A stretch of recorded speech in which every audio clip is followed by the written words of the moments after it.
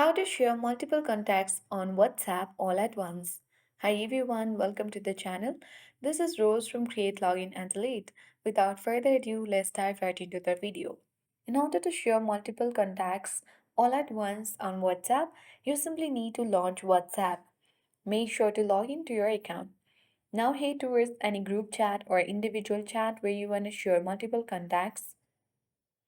And now tap on the pin like icon at bottom right of the message section, and here you will get the option of contact. Simply you would have to select contact and open contact section.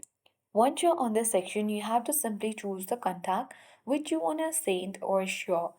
So simply what you need to do is simply have a slight tap on that particular contact.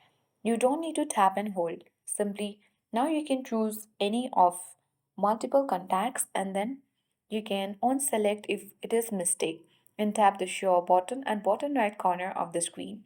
And then again you have to choose the arrow, and in this way you can successfully share multiple contacts all at once on WhatsApp. I hope this guide was helpful. If it was, then do like, share, comment, and don't forget to subscribe our channel for more tech and tips videos.